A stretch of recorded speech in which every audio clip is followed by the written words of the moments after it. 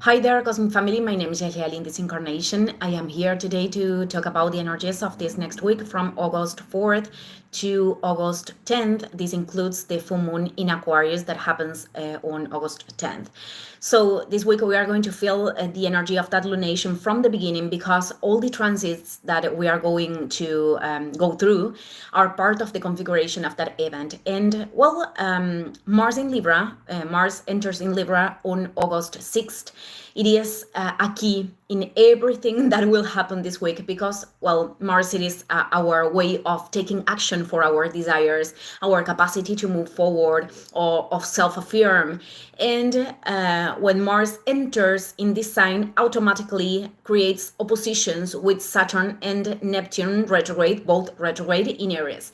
And it is going to make a configuration called Cosmic Kite that I'm going to comment in a minute. So that's why this is the reason, because that's why I said yesterday that Saturn and Neptune are going to be still very, very active this week.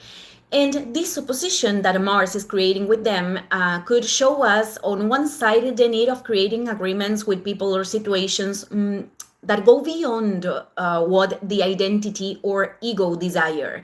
Principally, this is linked with agreements with the soul, so we can allow ourselves to make fair decisions.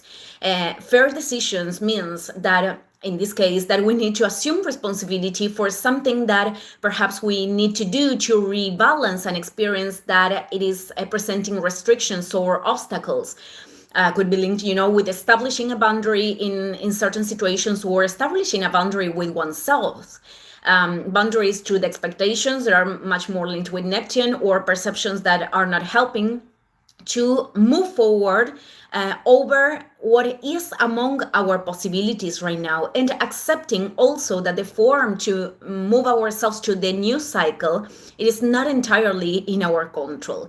I mean, we have to surrender to changes and different possibilities. And because Mars is creating tensions, the shadow of Mars, could be linked with indecision, evaluating options and not taking action, like I want to go this way, no, this way, and changing of mind every time. Wanting to coexist, with two situations that aren't actually able to do that. I want to be okay in this space, but also sustaining this other thing, and they aren't in an energetic coherence, which is going to generate imbalances, or being condescendent with people or situations because we want to avoid generating conflicts, but that will lead us to generate a great inner conflict. So in some way, because of all the alignments that we have in the sky, we won't have much place to express the shadow of Mars, because situations are going to push us to act with or without resistance, but with marvelous possibilities ahead. And I am saying this because, well, we are going to see that this week Mars in Libra is going to be perfecting trines and the oppositions with the transpersonals, with Uranus, with Saturn, with Neptune, with Pluto, etc. I'm going to, remind you that along the videos in this week. But let's go to the full moon in Aquarius that happens on August 10th in the degree 16 with 59 minutes. We could say that it is degree 17. Fixed signs, Scorpio, Leo, Taurus, Aquarius, of course, and air signs, Libra and Gemini, are going to be very impacted by this lunation. So remember that, this is like starting a point of acceleration of experiences. So many people could feel a lot of movement, and they could have also difficulties to sleep. So it is important to pay attention to your rituals of rest, before sleeping, and all of those things. So coming back to Mars in Libra, this is the point of descending descending to Earth of the energy of the cosmic kite. The cosmic kite is a figure that have sextiles and trines, which are fluid aspects, and this tension, the opposition that Mars in Libra is creating with Saturn and Neptune, both retrograde in Aries. Also, Mars in Libra is connecting with Uranus and Pluto with trines.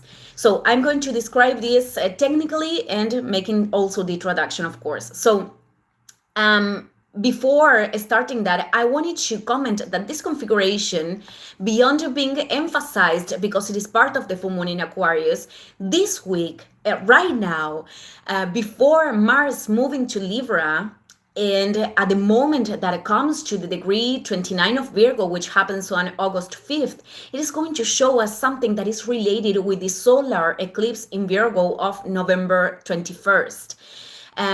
Where this configuration is again the protagonist. We will have again a cosmic kite. So many things, we have to see this as a process. This is not something that, ends in 3 days, this week or the next one. It is a process. There are things that are part of an old reality that are, staying behind, and that is open the place for the unexpected, for very, very creative potentials. So Mars in Libra connecting with Pluto and Aquarius and with Uranus in Gemini is creating this grand air trine. And this is a figure with pure fluid aspects regarding, opportunities, ideas, connections, new ways of opening the path, but they are all going to require moving out from the known. There is no option with this. So everything that is implied in that movement to do something different, it is going to be accompanied. The solely thing that we don't have to do, or that we shouldn't do, is to put resistance, because all the energy, it is already directed to that place in a very fluid way. At the same time, as part of this cosmic kite, we have the minor grand trine that, this figure, I've been talking in a lot of videos because this is going to be on track for the next years. This is not part only of this week, where the 3 transpersonal planets are participating, which are Uranus, Pluto, and Neptune. Neptune is the focal point. And in 2026 and part of 2027, Saturn in Aries, it is also part of that focal point. And right now, this week, we have a personal planet activating that, connecting with all the big ones. So we are feeling a very powerful energy in our individual experience. Collectively, this is going to develop a lot of events that could be linked with connecting with this new paradigm without, without caring. It is not the expression without caring, no matter how we are interpreting those events, because these situations are calling us to a collective transformation, which is Pluto, a radical change of structures of thought, which is Uranus in Gemini, to build Saturn, a society that can live in a greater unity, which is Neptune. They are in the focal point.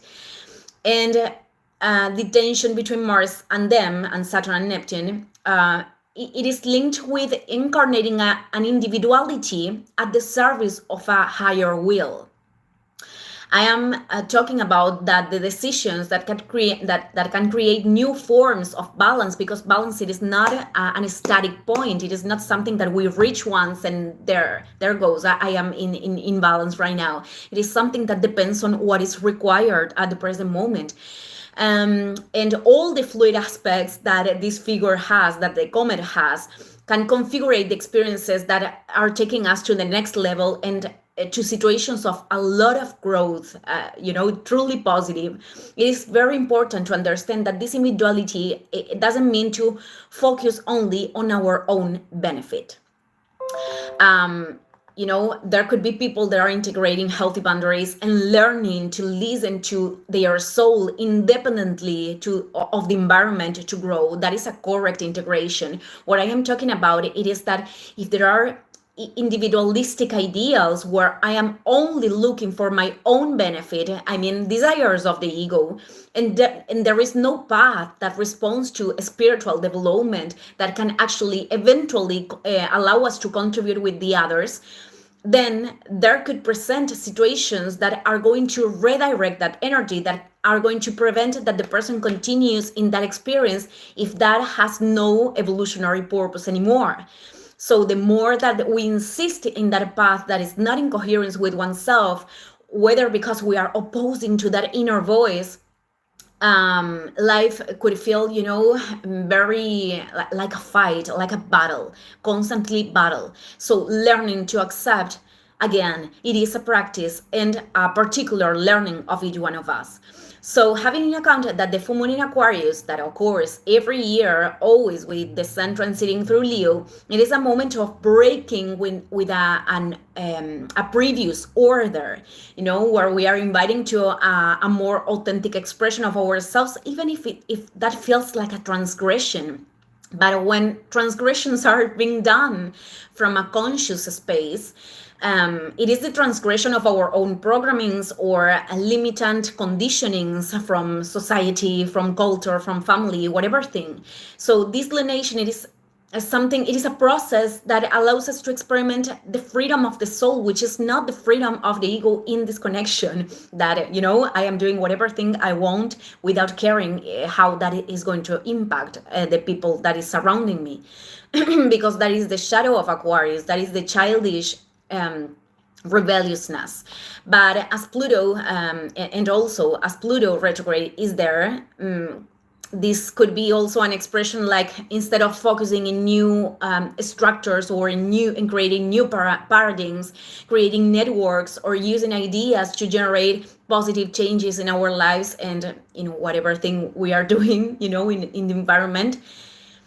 The expression of this could be wanting to generate re-evolution that actually is repetition in destructive ways. Again, everything is going to serve to a higher purpose. There are many things that are not among our control, but the only thing that we can do is to occupy, to take care of how we are using our energy and how that is impacting. There is a lot of probability of manifestations and and claimings, but directed to a structure of power that is already collapsing. So each one will do their own choices. The last thing that I wanted to mention today, there are truly a lot of aspects in here, so we'll continue on this week. It is that we have a second configuration, which is called mystic rectangle. And this is not common at all, having a cosmic guide and a mystic rectangle on the same event. This is a figure with two trines, two sextiles, and two oppositions. They are generating a rectangle, a door that has its challenges because of the two oppositions. In this case, we're talking about the opposition of Mars with planets in Aries that I've been talking the whole transmission, the whole broadcast. And the one of Mercury retrograde in Leo with Pluto retrograde in Aquarius, even though this opposition is not going to be exact in mathematical degrees, because Mercury becomes direct, and they are not reaching that space, that point. But what this indicates is that in order to cross that portal to very positive experience, we could be talking about great dreams. We could be talking about our role in the collective, and in order to materialize all of those things, because Saturn, it is the connection to Earth and the construction. It is necessary to transform dynamics where there could be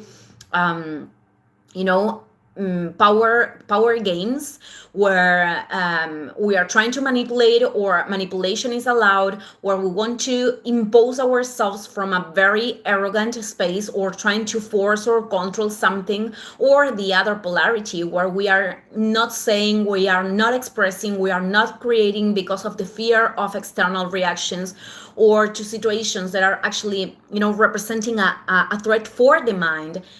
That they could generate fear, but we need to face in order for this great development occurs, because that energy is available, and we can actually start to see materialized those changes in our reality in the next months. But again, it is important to being willing to integrate the tensions that we have in here. So I'm going to close this video today. Thank you, everyone. See you in the next one. Ciao, ciao.